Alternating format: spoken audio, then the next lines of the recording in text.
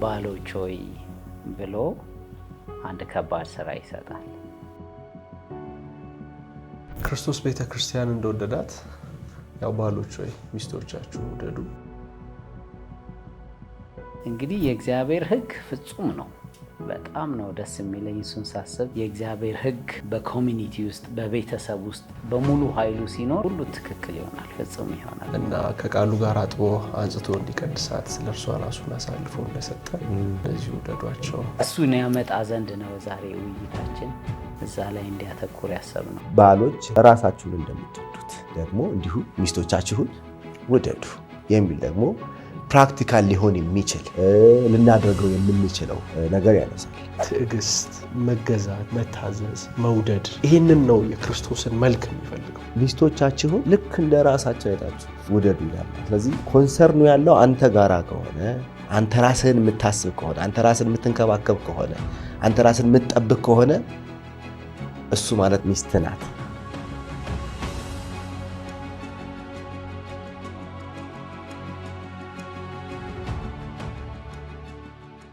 ሰላም የሰማይ ፋሚሊ ወዳጆቻችን እንዴት ሰነበታችሁ? ዛሬ ደግሞ አንድ ርዕስ ይዘን ቀርበናል። በተለይ ከእግዚአብሔር ቃል አንድ ጉዳይ ላይ ትንሽ የምንነጋገር ይሆናል። የውይይት አጋሮቻችን በመካከላችን መጥተዋል። እንኳን ደህና መጣችሁ።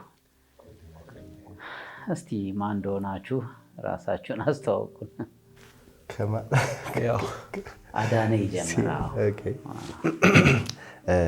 አዳነ ረጋሳ እባላለሁኝ። የአንድ ሚስት እና የሁለት ልጆች አባት ነኝ። የመጀመሪያው ልጄ 5 ዓመቱ ነው። ምሮን አዳነ ይባላል። ምሮን አዳነ ይባላል። የዕብራዊ ስም ነው ያለው።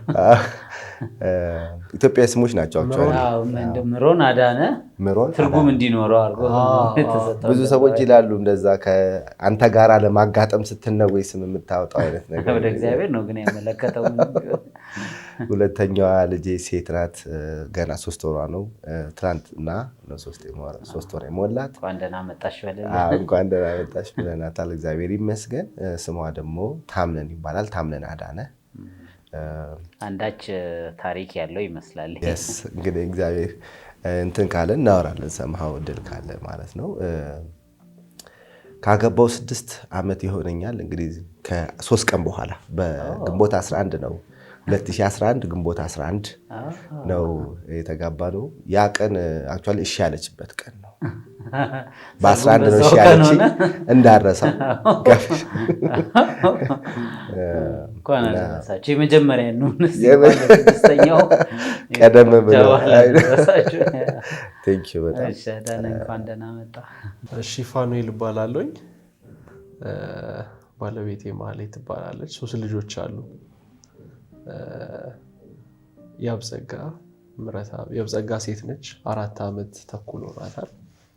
ምረታብ 3 ዓመት ሆኖታል። እንደውም ዛሬ ልደቱ ይከበራል። ሃፒ በርዝዴይ። እና 3ኛው ወንድ ነው። ስሙ ለጊዜው ክርክር ላይ ስላለ አልጸደቀም። 9 ወሩ ነው። 9 ወር አልተወሰነም። ቤት ውስጥ ቻፒ ነው የምንለው። እኔ ፕሮፖዝ ያደረኩትን ስም ላቀርብ እችላለሁ፣ ግን በኋላ ባይጸናስ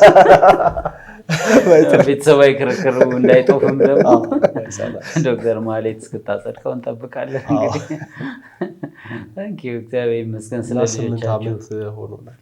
8 ዓመት በትዳር 8 ዓመት ቆይታችሁ ከ1 ወር በፊት የሆናችሁት 3 ዓመት ከ3 ዓመት በፊት 8ኛ ዓመታችን። ባክ ፔይመንት እንዴት ነው የሚሰጠው? እንኳን ለ8ኛው ዓመት አደረሳችሁ። የልጆቻችሁን ስም ስሰማ በጣም ነው ደስ የሚለው። የልጆቻችን ስም የእግዚአብሔርን ክብር የሚያንጸባርቅ የእግዚአብሔርን ማንነት የሚገልጽ የመሆን እድል ስላገኙ እግዚአብሔር ይመስገን። እንኳን ደህና መጣችሁ።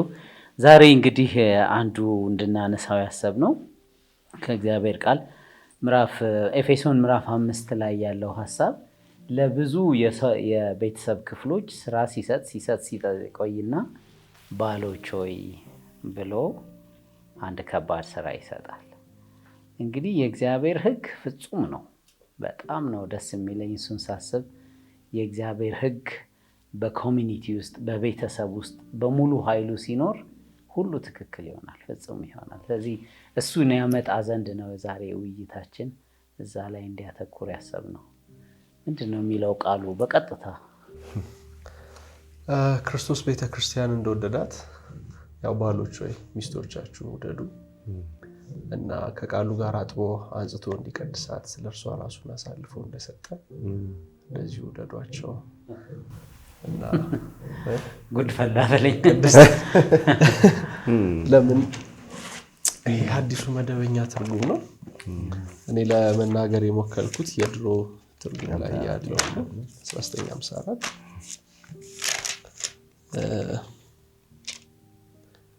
ቁጥር ባሎች ሆይ ክርስቶስ ቤተክርስቲያን እንደወደዳትና ራሱንም ስለ እርሷ አሳልፎ እንደሰጠ እናንተም ሚስቶቻችሁን ውደዱ፣ በቃሉ አማካኝነት በውሃ አጥቦ በማንጻት እንድትቀደስ እንዲሁም ጉድፍ ወይም የፊት መጨማደድ ወይም አንዳችን ገን ሳይገኝባት ቅድስትና ነውር አልባ የሆነች ክብርት ቤተክርስቲያን አድርጎ ለራሱ ሊያቀርባት ነው።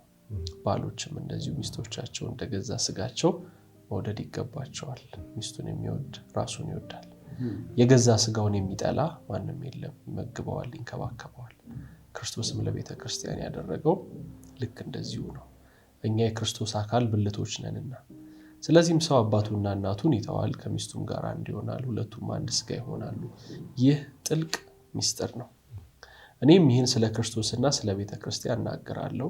ሆኖም ከእናንተ እያንዳንዱ ሚስቱ እንደራሱ አድርጎ ይውደድ፣ ሚስትም ባሏን ታክብር። የመጀመሪያው መነሻ ሐሳብ ያደረገው ባሎች ሆይ ክርስቶስ ቤተክርስቲያንን እንደወደደ፣ ስለዚህ እሱ ላይ ነው ትልቁ ትኩረታችን ያለውና እንዴት ነው የወደዳት? የመጀመሪያው እስቲ ቤተክርስቲያን እንዴት ነው የተወደደችው? ክርስቶስ ቤተክርስቲያንን እንዴት ነው የወደዳት? እሷ ላይ ትንሽ እናንሸራሽር እስቲ። ከዚሁ ክፍል እንደው ሳንወጣ እዚሁ ክፍል ላይ ያለውን እውነት ብቻ ብናነሳ ክርስቶስ ቤተክርስቲያንን የወደደበት መጠን የመጀመሪያው ሳክሪፊሻል ነው ይላል አይደል? ራሱን እንደሰጣት የሚል ሐሳብ ስለሚያነሳ፣ ስለዚህ በክርስቶስ ፍቅር ውስጥ መጀመሪያ መገለጫ ነው ይሄ መስዋዕትነት የሚባለው ነገርና ቤተክርስቲያንን መስዋዕትነት ባለው መልኩ እንደወደዳት ማየት እንችላለን። ሌላኛው በክርስቶስ ፍቅር ውስጥ እዚሁ ክፍል ውስጥ ያለ ባህሪ የማይለወጥ መሆኑን ነው። ምናልባት ክፍሉ ላይ ያለውን ፍቅር የሚለውን ቃል ይላሉ የግሪክ ሰዎች፣ ብዙ የሚያውቁ ሰዎች የተጠቀመው የምናውቃቸው የፍቅር ቋንቋዎች አሉ። ምናልባት እነዚህ ፊሊዮ፣ አጋፔ፣ አስትሮ የሚባሉ አይነት አሉ እና አጋፔ የሚባለው አንኮንዲሽናል ላቭ ወይም ደግሞ ጊዜ ሁኔታ የማይገድበው ፍቅር ነው የሚል ቋንቋ ይጠቀማሉ ቃላቱን እንኳን ሲያስረዱና የተጠቀመውም ይህንኑ ነው ጳውሎስ ለማስረዳት ሲሞክር ማለት ነው።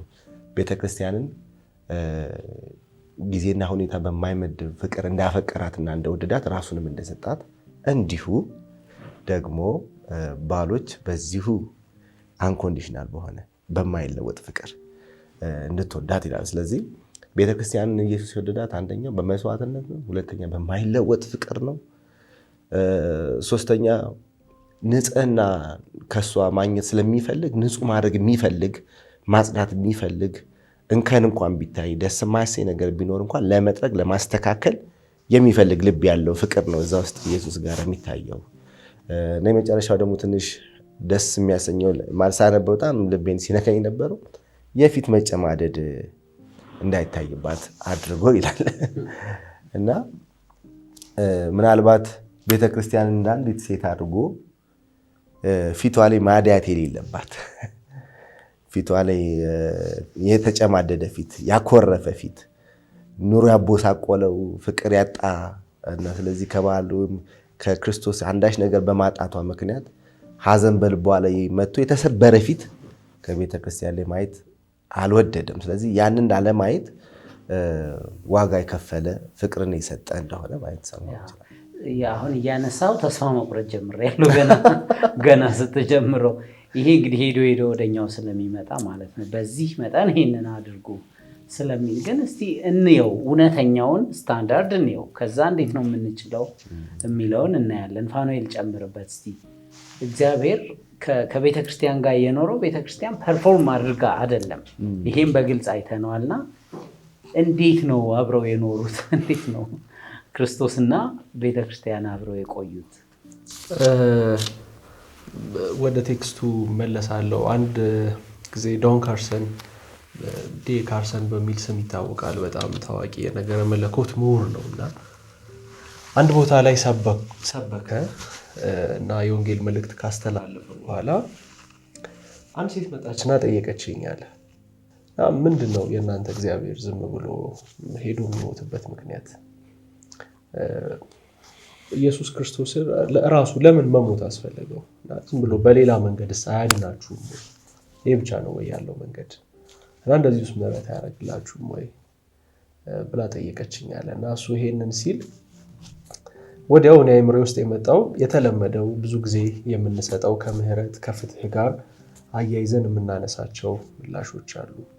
የእግዚአብሔርን ፍትሃዊነት እንዲሁም መሐሪነት፣ የእግዚአብሔርን ፍቅር አስበን ዴ ካርሰን የመለሰው መልስ በኋላ ለረጅም ጊዜ እንዳስበው ሜዲቴት የማደርገው መልስ ነው የሆነው። ምንም ዋጋ ካልከፈለ እንዴት ፍቅር ሊሆን ይችላል ብሎ ጠየቃት። እውነት ነው። እኛ አሁን ለምሳሌ ወደዚህ ስንመጣ መኪናችንን አስነስተን ስንመጣ ነዳጅ ያስከፍለናል እና ዋጋ እንከፍላለን።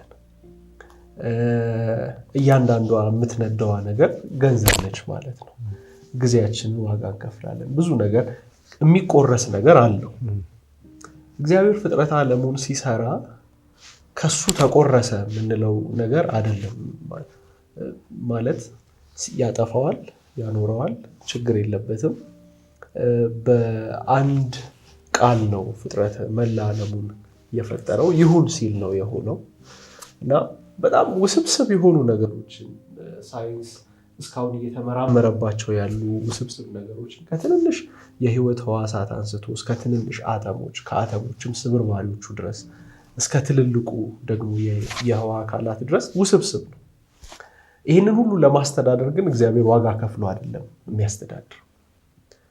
በቃ የሱ አሳልፎ እንደሰጠ እናንተ ሚስቶቻችሁን ውደዱ የሚለው ይህንን ይመስለኛል። የራሱን አሳልፎ የሰጠበትን፣ ራሱን ያዋረደበትን፣ ራሱን ለመከራ አሳልፎ የሰጠበትን ጥልቀት ነው የሚያነሳው። ስለዚህ የሚቆረስ ነገር አለ ማለት ነው። ከኛ የሚሄድ ነገር አለ ማለት ነው። ወይም እንደው ትንሽ ፕራክቲካል እናድርገው ብንል ለምሳሌ ዝም ብለን ልናረገው የምንችለውን ነገር በዕለት ተዕለት ህይወታችን መደበኛ የሆኑ ነገሮችን ብቻ በማድረግ ከኛ የሚቆረስ ነገር ሳይኖረው ጥሩ ነገር ስናይ ብቻ በመውደድ የሆነ ጥሩ ነገር ስናገኝ ብቻ ሪያክት በማድረግ ምላሽ በመስጠት ብንቀጥል ምንም ይሄ የክርስቶስ አይነቱ አይደለም። የሱ ከራሱ የሚካፈል ነገር ነበረው። ግን እንደው አሁን እንደገና ጭንቀቴን ቀነስ ያደረከው ደግሞ የጌታ ኢየሱስን የፍቅር ልክ አሁን በሰጣቸው ምሳሌዎች ስናይ ከፍጥረተ ዓለሙ እንኳን በላይ ዋጋ ከፍሎላታል ለቤተ ክርስቲያን ይላል።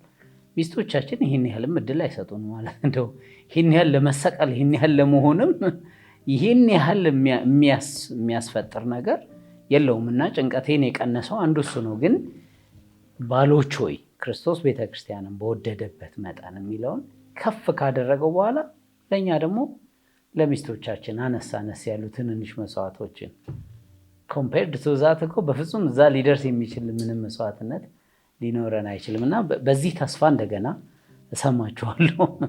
እሺ አዳነ ጨምርበት። እንደው ሰምሃው ከዚሁ ክፍል ውስጥ የምናነሳው የክርስቶስ ካራክተር ለቤተ ክርስቲያን ያለው የሚገርመው ደግሞ ሌላኛው የአገልጋይነት ልቡ ነው። አይታችሁ ከሆነ ቤተ ክርስቲያን ለሱ እየሰራች አትመስልም። እዚህ ክፍል ውስጥ እሱ ነው ለቤተ ክርስቲያን የሚሰራው። ማለት ቤተ ክርስቲያን ራሷን አጽድታ ለጌታ የምታቀርብበትን አይደለም እዚህ ጋር የሚያነሳው። ራሱ ቤተ ክርስቲያን አጽድቶ ለራሱ ያቀርባታል። በእርግጥ ከመከሰቷን በፊት ነበር። አዎ እውነት ነው። ቤተ ክርስቲያን ከመጠራቷ በፊት የወደቀች ናት። ነገር ግን በክርስቶስ ኢየሱስ እንደገና ስትነጻ ስታምር የራሱ ያደርጋታል። የሚገርመው ነገር ግን ደግሞ እስከ ፍጻሜ ድረስ እስከ መጨረሻው ድረስ ነው። ሌላኛው የፍቅር ርዝማኔም አለው።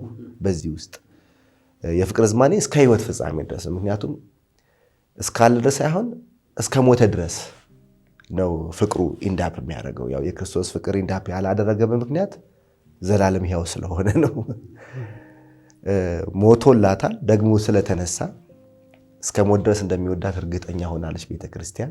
ግን ደግሞ ስላለ ዘላለማዊ ፍቅርን ሰጥቷታል። ምናልባት ከሰው ጋር ከመጣን ግን ኢንዳፕ ሊያደርግ ይችላል አይደል? እዛ ጥግ ላይ ሊያቆም ይችላልና ይሄ የመጀመሪያው ስታንዳርድ ነው ኢየሱስ ክርስቶስ ቤተክርስቲያን የወደደባት ይለና ከዛ እንዲሁም ባሎች ብሎ ደግሞ ያነሳል ሁለተኛው ሐሳብ ላይ ማለት ነውና ሁለተኛው ላይ ሐሳብ ላይ ሲያነሳ ለባሎች በሚገባ መልኩ ያነሳ ይመስለኛል። የመጀመሪያው ነገር ባሎች ራሳችሁን እንደምትወዱት ደግሞ እንዲሁ ሚስቶቻችሁን ውደዱ የሚል ደግሞ ፕራክቲካል ሊሆን የሚችል ልናደርገው የምንችለው ነገር ያነሳል። እንግዲህ እንደ ሰው የመጀመሪያ ጊዜ ሊወድ የሚችለው ራሱን ነው ተብሎ ይታሰባል። እንደ አባባል ደግሞ በሀገራችንም ከራስ በላይ ንፋስ እንጂ ሌላ ሰው የለም አይነት ቋንቋ እንጠቀማለን። ኢት ሚንስ ሰው እንደ ዋጋ ከከፈለ አንድ ስቶሪዎች እንሰማለን። ምን ለአንድ ነፍሴ ምን አስጨነቀኝ፣ የፈለግኩትን እንዲህ አላደርግም የሚል አይነት ቲንኪንግ አለን። ሰው ለራስ ያለን ፖዚቲቭ የሆነ ነገርና ለራስ የምንሰጠው ነገር ትልቅ ከመሆኑ ጋር ተያይዞ መጽሐፍ ቅዱስም ደግሞ ስለ ራስ ያለን አመለካከት ከባልንጀራም ጋርና ከእግዚአብሔር ጋራም ጋር የተነካካ ነገር እንዳለው መጽሐፍ ነገር ሕግ በሁለት ነገር ይታሰራል ይላል። ጌታ አምላክህን በፍጹም ነፍስህ፣ በፍጹም ኃይልህ፣ በፍጹም ልብህ ውደድ ካለን በኋላ ባልንጀራህን እንደ ራስ ውደድ ነው የሚለውና ሌላ ንጽረት ዓለም ሊሰጠን አልወደድም ባይብል። ሌላውን በምንወድበት ልክ እንደ ገሊት ብትወዳት እንደ ገሌ ብትወድ ተብሎ ከሰው መካከል ልንጠራው የምንችል የለም። ከክርስቶስ ቀጥሎ ያለ ፍቅር መገለጫ ሰው ሊያገኝ የሚችለው አይ ቲንክ ራሱ ጋር ይመስለኛል ከባይብል ኮንሰፕት አንጻር። ስለዚህ ሚስቶቻችሁን ልክ እንደ ራሳቸው አይታችሁ ውደዱ ይላል ማለት። ስለዚህ ኮንሰርኑ ያለው አንተ ጋራ ከሆነ፣ አንተ ራስህን የምታስብ ከሆነ፣ አንተ ራስህን የምትንከባከብ ከሆነ፣ አንተ ራስህን የምትጠብቅ ከሆነ እሱ ማለት ሚስት ናት። መንከባከብ የሚገባህ ማማር የሚገባ የሚገርም ነገር ነው። ወይም ደግሞ ኤግዛምፕል ለመስጠት ያክል ላይክ መስታወት ላይ ስንቆም ኤግዛክትሊ የምናየው ማንን ነው? ራሳችንን ነው። እንከን እንዳለብን የምናውቀው፣ እንደወደቅን የምናውቀው፣ ወይ ደግሞ ደህና ልብስ እንዳለበስን ስታንዳርዱን እንዳላሟላን የሚገባል መስታወት ጋር የቆምን ጊዜ ነው። ዛሬ አንድ ፕሮግራም ነበረኝና እንደኔ ቆንጆ ልብስ የለበሰ አንድ ሰው ነበረ እንደ አጋጣሚ ሆነው። ከዛ ፍሬንዱ እንደዚህ ያለው በነገራችን የራስን በመስታወት አይተሃል? ጀርባን ያዩ አልመሰለኝም አለው ማለት ነው። ከዛ ምን ተፈጠረ ብሎ ጀርባውን ያህል ትንሽ ሜስዳፕ ሆኗል ማለት ነውና አይገርምም ይሄ ማሽን ምናምን እንትን አለና ኦቤስ መስታወት ላይ ሄዶ ሰው ሊዋሽ አይችልም። ያለው ነገር ሁሉ ያያል። ልክ እንደዛ የወንድ ልጅ ውበት ወይም ደግሞ የባል ቁንጅና የሚገለጠው ምርጥ ባልነቱ የሚገለጠው መስታወቱ ሚስት ላይ ነው። ሚስቱ ውበቷ ምርጥ ከሆነ፣ ሚስትን ከተንከባከበች፣ የሚስት ሳቅ ቆንጆ ከሆነ፣ ሚስት ሰላሟን ከጠበቀች ባልነት ተገልጧል ማለት ነው። ምክንያቱም እንደ ራሱ አድርጎ ያንን ሪፍሌክት ስለሚያደርግ የሚል ሀሳብ የሚሰጥ ይመስለኛል። ጥሩ ንጽጽር ነው። ቤተክርስቲያንን ሲወዳት እንደሱ ነው የሆነችው። በፍጹም የማትችለውን ነገር ታደርጋለች እዚህ ምድር ላይ ቤተክርስቲያን። የዚህ ምድር ጨውና ብርሃን የሆነችው በወደዳት ልክ እሱ ባይሆን ኖሮ እንደሱ አትሆንም ነበረ። ጥሩ ማነጻጸሪያ ነው። ከዛ ከጊዜም ጋር ያገናኘው ደግሞ የክርስቶስና የቤተክርስቲያን ስምምነት ጊዜ ገደብ የሌለው የሁል ጊዜ አሁን ያለውንም አስተሳሰብ ጥሩ የሚያፈርሰው ነው የሚሆነው። ክርስቶስ በወደዳት መጠን ካልን ጊዜ ገደብ የለው በምንም አይነት ሁኔታ ቢሆን። እስቲ ፋኑኤል ሂድበት። ጳውሎስ የጻፈው ይሄንን የዛሬ 2000 ዓመት ለነበሩ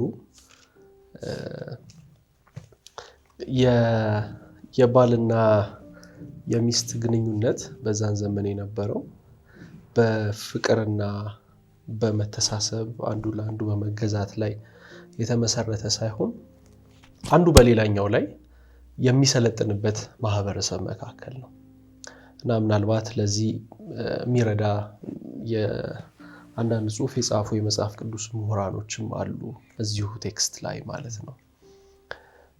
እንደዛ ነበር የነበረው። ስለዚህ ከሱ መነሳት እንችላለን። ለሰዎቹ መጀመሪያ ሲቀርብላቸው የማይበሉትን ምግብ እንደማቅረብ ያክል ሊሆን ይችላል ራሱ መልእክቱ ሲቀርብ ያልተለመደ ማህበረሰብ ውስጥ ያልተለመደ ስነ ስርዓት ነው። ስለዚህ አሁን እኛ እንደው በዛ ደረጃ እንኳን ባይሆን አሁን አይጥ ብሉ ምናምን ብንባል ቻይናውያን ሊበሉ እንደሚችሉት አንበላም። እና በአዲስ ኪዳን ዘመን ያለው ሰውዬ እንዲህ የሚያደርገኝ ምንድነው? ስለዚህ አንዱ እሱ ነው የመጀመሪያው። ሌላው መታሰብ ያለበት ነገር የኤፌሶን መልእክት እንግዲህ ካሉት የጳውሎስ መልእክቶችም በነገረ መለኮት ይዘቱ ጠንከር ያሉ ከሚባሉት አንዱ ነው። ራሱ በኤፌሶን የነበረችውን ቤተክርስቲያን ጥሩ ሁኔታ ላይ ነው የነበረችው። በተለይ የመግቢያውን ስንመለከት በክርስቶስ ኢየሱስ ስላላችሁ እምነት ለቅዱሳን ሁሉ ስላላችሁ ፍቅር ሰምተን ስለናንተ እግዚአብሔርን እያመሰገንን ስንጸልይ ደግሞ ማሳሰብን አልተውም ይላል። ስለዚህ እምነታቸው ፍቅራቸው ይታወቃል። በጣም ጥሩ ሁኔታ ላይ የነበሩ ሰዎች ናቸው። አንዳንዱ የነገራቸው ነገር ደግሞ ጠንከር ያለ ነገር ከመሆኑ የተነሳ ምዕራፍ 4 ላይ ግን አንዳንድ ነገር በመካከላቸው እንዳለ ያሳያል። እንደነ ቆሮንቶስ ያለ በጣም የወጣ ልቅ የሆነ ኢሞራላዊ ልምምድ አልነበራቸው። ግን በመካከላቸው ጭቅጭቅ፣ ስድብ፣ ቁጣ፣ ንዴት፣ ክፋት እንዲህ ያሉት ነገሮች ምዕራፍ 4 ላይ እነሱን አስወግዳችሁ ስለሚል የመኖር ፍንጭ ይሰጣል ማለት ነው።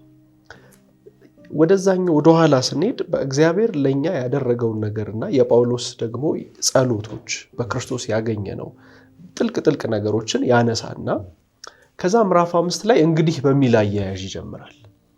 እንግዲህ እንደተወደዱ ልጆች እግዚአብሔርን ምሰሉ፣ ወይም ደግሞ በዛኛው ትርጉም እንደተወደዱ ልጆች እግዚአብሔርን የምትከተሉ ሁኑ ነው የሚለው። ስለዚህ በደምሳሳው ስለተወደዳችሁ እግዚአብሔርን ተከተሉ። አሁን ሁለተኛ ነገር ጨመርኩ ማለት ነው። የመጀመሪያው ያነሳሁት ተደራሲያኑ በራሳቸው ይሄ መልእክት ሲደርሳቸው የሚደነግጡ ሰዎች ናቸው። የለመዱ ሰዎች አይደሉም። ምናልባትም ፖስት ካርድ መስጠት ምናንዴ የለመዱ ሰዎች አይደሉም። አብረው ዲነር የሚወጡ ሰዎች አይደሉም። እናስታውስ እንደሆነ ለምሳሌ ጌታ ኢየሱስ በለምጻሙ በስምዖን ቤት ሲቀመጥ ሴቶቹ ሁሉ ከጓሮ ናቸው፣ ወንዶቹ ናቸው ተሰብስበው የተቀመጡት። በመካከል የመጣችዋ ሴት እንግዳ ሆና ነው የተቀመጠችው። ስለዚህ በወንድና በሴት መካከል የነበረው ግንኙነት የሎሌና የገዢ አይነት ጋራ ይቀራረባል። ስለዚህ አንዱ እሱ ነው። ሁለተኛው ግን ክርስቲያን ስለሆናችሁ ነው። ይሄኛው ክርስቲያን ስለሆናችሁ ይሄንን አድርጉ ነው። ከዛ በኋላ ሶስተኛው ማነሳው እዚህ ውስጥ ያለውና የመጨረሻው እንደ መንደርደሪያው እንዴት እናደርገዋለን ለሚለው መንፈስ ይሙላባችሁ እንጂ በወይን ጠጅ አትስከሩ የሚለው ነው ማነሳው። ደግሞ ይህ ማባከን ነውና። ስለዚህ አሁን ሰው በመንፈስ ቅዱስ የተሞላ ደግሞ ሲሆን ደግሞ ሌላኛው የክርስቲያን አንደኛው ነው ማለት ነው። እነዚህ ሰዎች ይሄ ደብዳቤ ሲደርሳቸው በእነዚህ 3 መልኩ እናያቸው። ይደነግጣሉ። የለመዱት አይደለም። ራሱ ውደዱ፣ ሙቱላት ክርስቶስ፣ ምክንያቱም ቀድሞ ክርስቶስ ሞቶላችኋል የሚለውን እኮ አስቀምጦታል። ምክንያቱም ምዕራፍ 2ን ብናይ በኃጢአታችንና በበደላችን ከፍጥረታችን የቁጣ ልጆች ነበርን ይላል። ግን እግዚአብሔር በምህረቱ ባለጠጋ ስለሆነ ከወደደን ከትልቅ ፍቅሩ የተነሳ ከልጁ ከክርስቶስ ጋር ሕይወትን ሰጠን። በቃ ትልቁ ነገር ግን ገባ ማለት ነው። ያንን ለነገራቸው ሰዎች ይሄንን አድርጉ ሲላቸው 1 መደንገጣቸው አይቀርም። 2 ክርስቲያን ስለሆናችሁ ነው አድርጉ የሚላቸው። 3 ይሄን ለማድረግ መንፈስ ቅዱስ ያስፈልጋችኋል ነው የሚላቸው። ስለዚህ እኔ የመጀመሪያው ማሰብ ያለብን ነገር በእርግጥ ግራውንድ ብሬኪንግ ነው ወይ? አዎ ነው። መዳንስ አልነበረም ወይ? መዳንስ እንደዚህ አስደንጋጭ አልነበረም ወይ? አሁን በኤፌሶን ላሉ ሰዎች የእግዚአብሔር ልጅ ትሆናላችሁ ሲባሉስ አልደነገጡም ወይ? በክርስቶስ ከአብ ጋር ታርቃችኋል፣ ወደ እግዚአብሔር አብ ቀጥታ መግባት ትችላላችሁ ሲባሉስ አልደነገጡም ወይ? እሱን ደንግጠው አሜን ብለው ከተቀበሉ ይህንንም ደንግጠው አሜን ብለው መቀበል አለባቸው ነው የመጀመሪያው። አይምሯችን መጀመሪያ ለዚህ ዝግጁ መሆን አለበት። አይ ቲንክ አሁን 21ኛው ክፍለ ዘመን ደግሞ እኔን ያስቸገረኝ እሱ ነው ማለት ነው። የነሱ ምክንያት ሌላ ነበር፣ እኔ ደግሞ ሌላ አንድ የተጫነኝ ቢሊፍ ወይም አስተሳሰብ አለ ማለት ነው። እንዴት ይቻላል የሚለውን ኤኒዌይስ ደንግጬ እሺ ማለትን አሳስበኸኛል። እሺ ካልን ከዛ ሁለተኛው መታሰብ ያለበት ግን የመንፈስ ቅዱስ ደግሞ አስፈላጊነት ነው። የመንፈስ ቅዱስ አስፈላጊነት ነው። ጳውሎስ ሌሎቹንም ይዘረዝራል አይደለ? የማህበረሰብ ግንኙነትን ነው በአጠቃላይ ምዕራፍ 5 ላይ የሚያነሳው። ያው የኛ ትኩረት ይሄ ስለሆነ ነው እንጂ ባሪያ ጌታ፣ ወላጅ ልጅ ብሎ የሚያነሳቸው ግንኙነቶች አሉ። ግን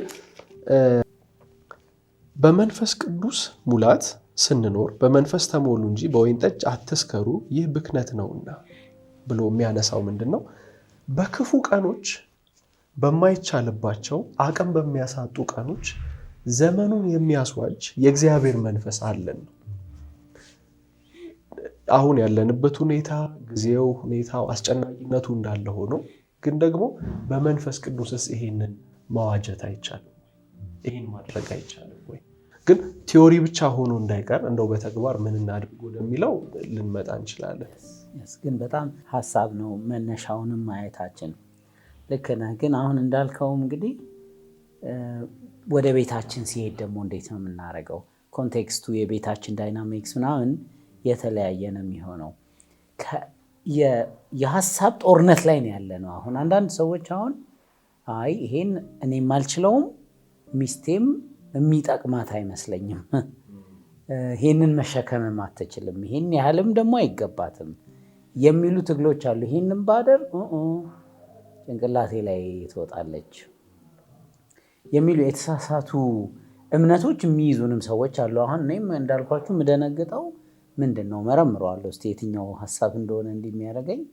ግን እነዚህ በዙሪያችን ያሉ ከማህበረሰብም የመጡ እሳቤዎች ልክ የፈርስት ሴንቸሪ ሰዎችን እንዳስቸገሩት እኛንም የሚያስቸግሩን ሰዎች አሉና በጥቅሙ እናሳይ እስቲ። ይሄ በእውነት ቤታችን ቢገባ ምን አይነት ቤተሰብ ይኖረናል? ምን አይነት ቤት ይኖረናል? እንግዲህ ቅድም እንዳለው ስታንዳርዱን በእግዚአብሔር ቅርጽ ከሰራ ነው ያ ቤት። እንግዲህ ቅድም ኤፌሶንን ለማንሳት እንግዲህ የምንነሳው እሱ ላይ ስለሆነ ናችሁም ሲላቸው ማመን አለባቸው ብለናል። ምክንያቱም ናቸው የተባሉት ነገሮች በፍጹም ነን ብለን የምናምነው እኛ እንኳን ነን ብለን የምናምነው አይደለም።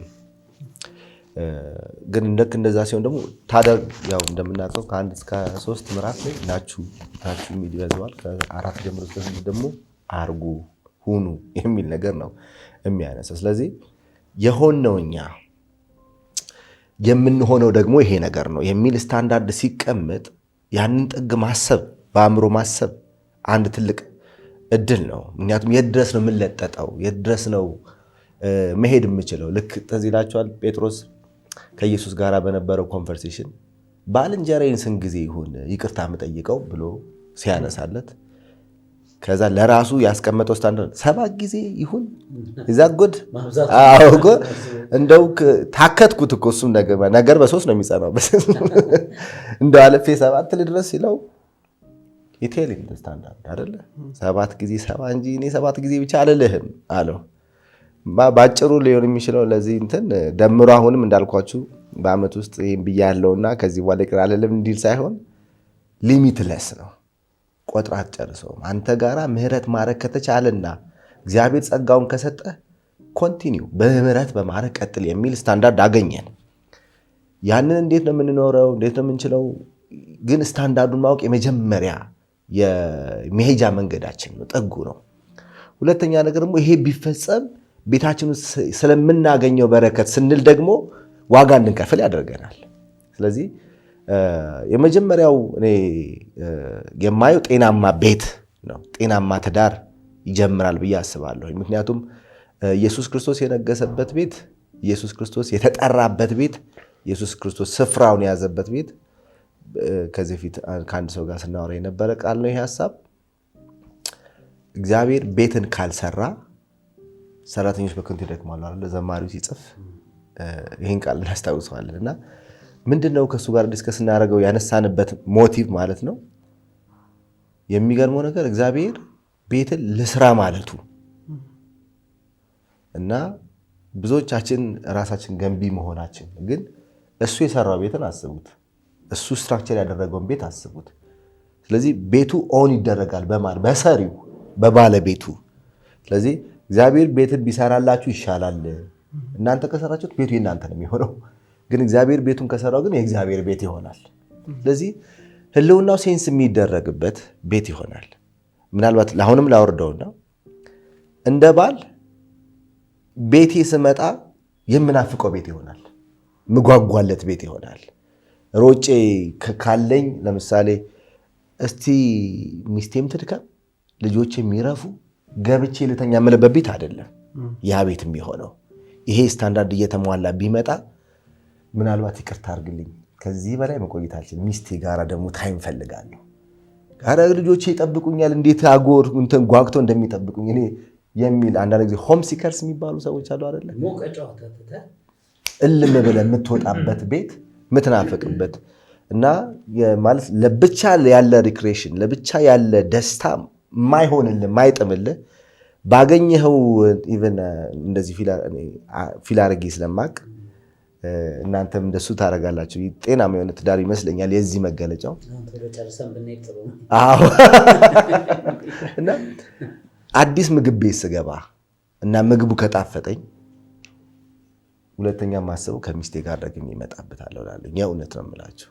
እና ልክ እንደዛ አይ ቲንክ መፈለግ ይኖረዋል ብዬ አስባለሁ፣ መጓጓት ይኖረዋል ብዬ አስባለሁ። እና ወረድ ሲል አንዱ ቤቴን የምናፍቅ ቤቴን የምፈልግ ሰው ያደርገኛል።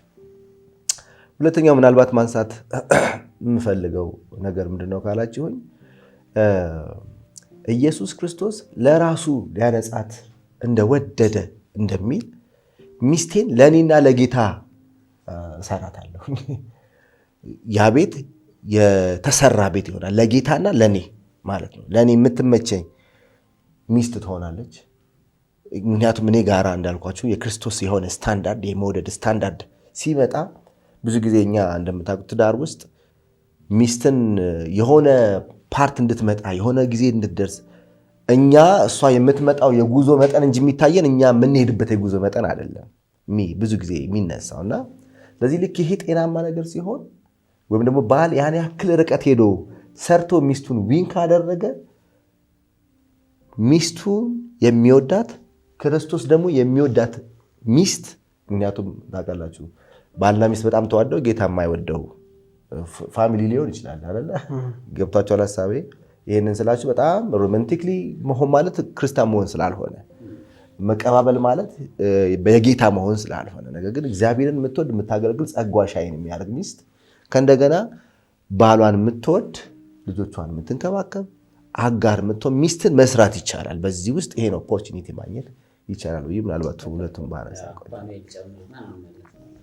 እኔ ከሰልፍ ሪፍሌክሽን ብንጀምር ብዬ ነው የማስበው። እንግዲህ አሁን የክርስቶስን ሕይወት በእኛ ውስጥ እንገልጣለን ብለን ካሰብን በቤታችን ውስጥ የሆነ ነገር አልተመቸንም የሚል ወይ ግብታዊ ሆነን ወይ በሆነ ነገር ብድግ ብለን ነገሩ ኮንፍሊክቶች፣ ግጭቶች በተፈጠሩ ቁጥር ወደ ሌላው መጠቆም ምናልባት ሊቀል ይችላል። ግን እስቲ ወደ ራሳችንም ደግሞ ሪፍሌክት እናደርግ መለስ ብለን። አንድ ጊዜ አንድ ልጅ ነበረ አሉ ታሪክ ነው ያው እና አንድ ሴት ከጎዳና ላይ ታነሳዋለች። ከጎዳና ላይ ታነሳውና በጣም እንትኑ አለባበሱ የጎዳና ተዳዳሪ ነበር፣ ልብስ አልነበረውም፣ ይበላው አልነበረውም።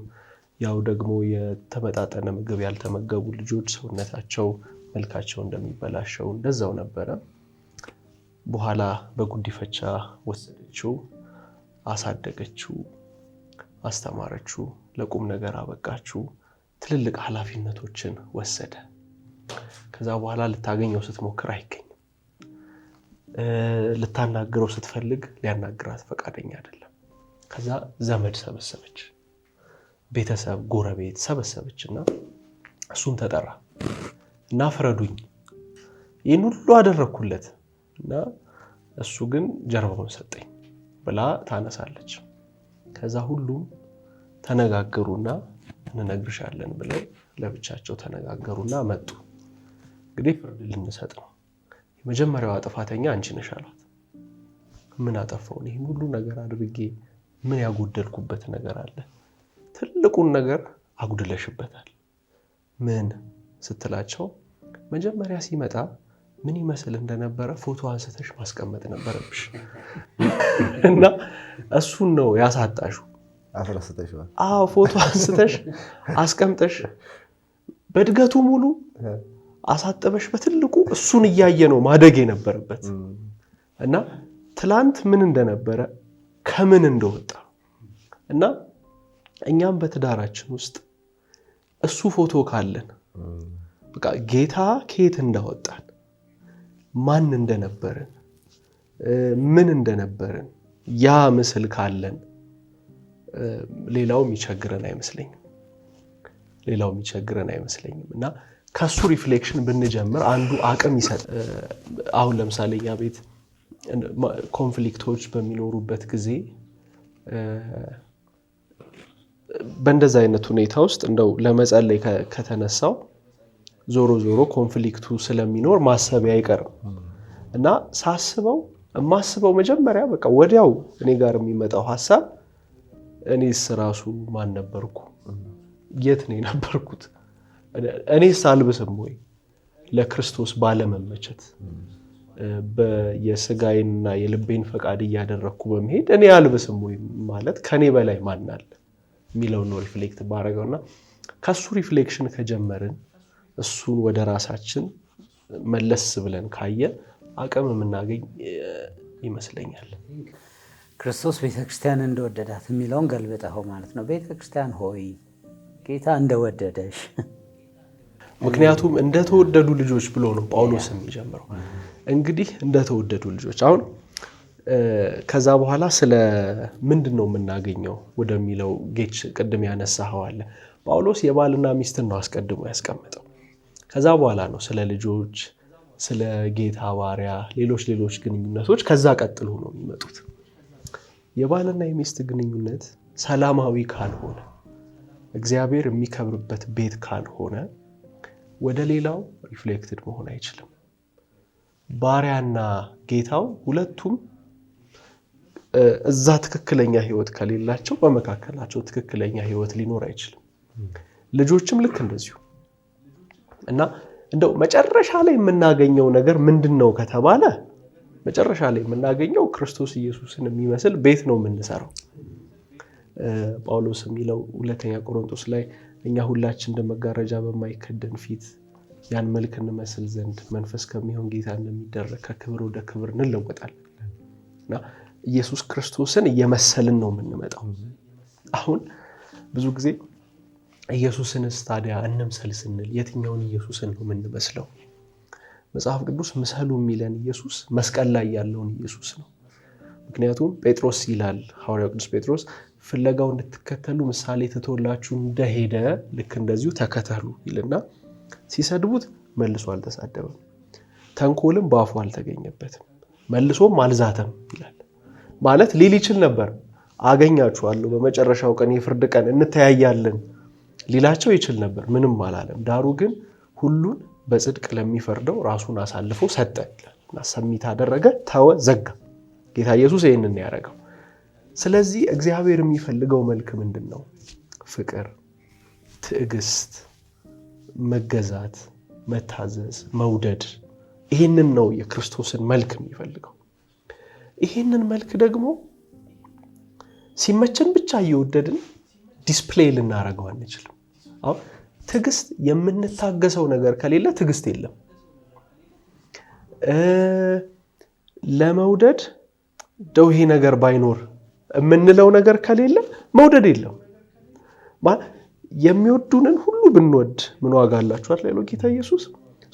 ትዕግስታችንን የሚፈትን ፍቅራችንን የእውነት ነው ወይ የሚለውን የሚፈትን ነገር ካልመጣ እንትን አይደለም፣ ፍቅር አይደለም። እንደው ቴክስት እንዳላበዛ እንጂ አንድ ቴክስት ማንሳት እችላለሁ። ሐዋርያው ቅዱስ ጴጥሮስ የሚያነሳው በክርስቶስ ኢየሱስ ስላለን እምነት እንግዲህ ይህ እምነታችሁ ኢየሱስ ክርስቶስ ሲገለጥ ለክብርና ለምስጋና ለውዳሴ የሚገኝ ዘንድ አሁን ቢያስፈልግ ለጥቂት ጊዜ በልዩ ልዩ ፈተና አዝናችኋል ይላልና ምንም እንኳን በእሳት ቢፈተን ከወርቅ ይልቅ አብልጦ የሚከብር እምነታችሁ ነው የሚለው። አሁን ይሄንን ቀለበትና ይሄንን አንድ ላይ እሳት ውስጥ ብንከተው ይሄኛው ገለባ ሆኖ ይወጣል። ይሄንንም አብረን ብንከተው በቃ መጨረሻ ይሄኛው ነው የሚነጥረው። ልክ እንደዚሁ ነው እምነት የምንለው ነገር። ለፍቅርም አፕላይ ልናደርገው እንችላለን። ሊሊ እንደውም ዘምራለች እኮ ፍቅሩ ተፈትኖ ወርቅ ሆኖ ተገኝቷል፣ በመከራ አልፎ ነፍሱን ለኔ ሰጥቷል፣ ራሱን አዋርዶ ፍቅሩን አሳይቷል፣ ከፍቅሮችም በላይ የሱ ፍቅር በልጧል ትላለች። አልፎ ነጥሮ ወጥቷል። በቃ ፍቅር ነው ተብሏል። በቃ ማንም ሌላ ምላሽ ሊሰጠው አይችልም። እንትን ይላሉ እኮ ራሱ የነገረ መለኮትና የታሪክ ምሁራኖች ታዲያ ምን ሊያገኝ ነው የሚሞተው ይላሉ። ማለት ምን ሊያገኝ? ፍቅር ካልሆነ እውነት ካልሆነ። ስለዚህ የኢየሱስ ክርስቶስን ሞት ማንም ሌላ ነገር ሊሰጠው አይችልም። በቃ ፍቅር ነው እና የኛንም እንትን ይሄ ያለው ህይወት ነው የሚሆነው መጨረሻ ላይ። ኦኬ በቃ ይሄ ቤት በቃ ፍቅር ነው ያስብላል መጨረሻ ላይ። እግዚአብሔርም ያንን ሲያይ ነው ደስ የሚለው። ልጁ ኢየሱስ ክርስቶስ ላይ በመስቀል ላይ ያየውን ያንን ፍቅር፣ የኢየሱስ መስቀል ላይ ያየውን ትዕግስት፣ የኢየሱስ መስቀል ላይ ያለውን መገዛት ሲያየው በእኛ ቤት ደስ ይለዋል። ይሄ ደግሞ ለትውልድ ይተላለፋል። በጣም ደስ ይላል። ይሄ በቤታችን ሲሆን እኛ ሚስቶቻችንን ክርስቶስ በወደደበት መጠን ስንወድ ሚስቶቻችን፣ ልጆቻችን፣ የቤተሰቡ አባላት በሙሉ ፈካ ብለው ይኖራሉ።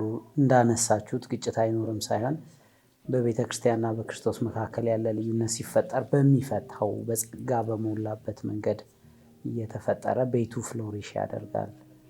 እግዚአብሔር ደስ ይለዋል። ከዛ ደግሞ አንድ ወዳጃችን ሰርግ ላይ ሰባኪው ያለውን አስታወሳችሁኝ። ይሄ ቤት የእግዚአብሔር መንግስት መቀመጫ ይሁን አለ። በጣም ጥሩ ምርቃት ነው። ይሄ ሲሆን ቤቶቻችን የእግዚአብሔርን መንግስት የሚያሳዩ ሆነው እናያቸዋለን። እግዚአብሔር ይባርካቸው።